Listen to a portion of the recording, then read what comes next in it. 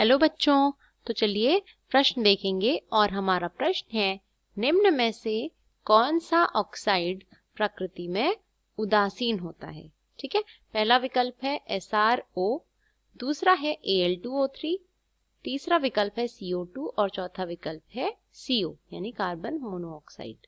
ठीक है, तो चलिए इस प्रश्न को हल करेंगे और सबसे पहले ये जो प्रश्न है इसकी हम मुख्य अवधारणा यहाँ पर नोट कर लेंगे, जो इसकी की कॉन्सेप्ट है वो यहाँ पर नोट कर लेंगे। ठीक है, तो यह जो आपका प्रश्न है अम्ल तथा क्षार का यह प्रश्न है, तो हम यहाँ पर इसकी मुख्य अवधारणा लिख लेते हैं जो कि है अम्ल तथा क्षार। ठीक है, अब देखिए प्रश्न, तो यहाँ पर हमें पूछा गया है कि कौन सा ऑक्साइड ऐसा होगा जो प्रकृति में उदासीन होता है। ठीक है, तो प्रकृति में उदासीन ऑक्साइड के बारे में हमें बताना है। तो देखिए उदासीन ऑक्साइड कौन से होते हैं पहले हम ये देख लेंगे। ठीक है, तो उदासीन ऑक्साइड का मतलब है या कोई भी तत्व जो है या कोई भी यौगिक है वो अगर उदासीन है यानी ना ही अम्लीय है ना ही क्षारीय है, तो इसका क्या मतलब होता है कि वह क्या होगा, अम्लीय भी नहीं होगा और वो क्षारीय भी गुण नहीं दर्शाएगा, तभी वह क्या है, उदासीन है। यानी कि इसकी जो प्रॉपर्टीज हैं, जो इसके गुण हैं, वो ना ही अम्ल के साथ मेल खा रहे हैं ना ही ये क्षार के जैसी गुण प्रदर्शित कर रहा है, इसीलिए हम कहते हैं कि ये उदासीन है। तो हम यहाँ पर लिख सकते हैं ना ही अम्लीय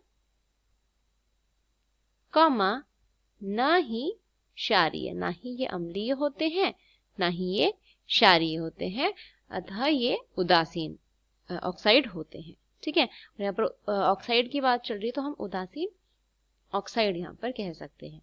तो पहला जो ऑक्साइड यहाँ पर हमें दिया है वो है स्ट्रोंशियम ऑक्साइड SrO।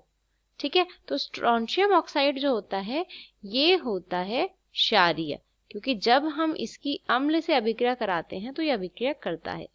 ठीक है, तो क्षार की ही अम्ल के साथ अभिक्रिया कराई जा सकती है, तो अगर हम इसकी अम्ल से कराते हैं तो यह अभिक्रिया करता है, अर्थात यह क्षारीय है, तो यह तो उदासीन नहीं है।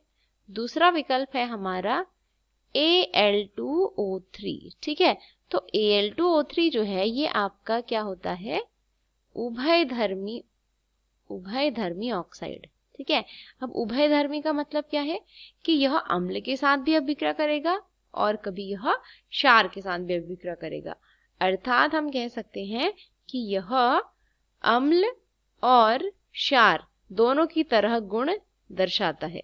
कभी जब हम इसकी क्षार से अभिक्रिया करते हैं तो यह अम्ल बन जाता है, यानी यह अम्ल के जैसे गुण दिखाने लगता है, और जब हम इसकी अभिक्रिया अम्ल से कराते हैं तो यह क्षारीय गुण दर्शाता है और अभिक्रिया कर लेता है।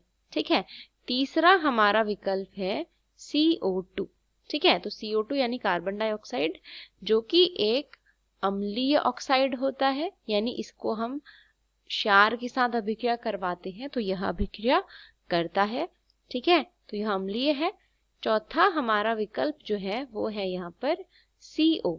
तो CO जो है यह उदासीन ऑक्साइड होता है, क्योंकि ना ही यह अम्ल से अभिक्रिया करता है ना ही यह क्षार से अभिक्रिया करता है, अर्थात यह उदासीन है।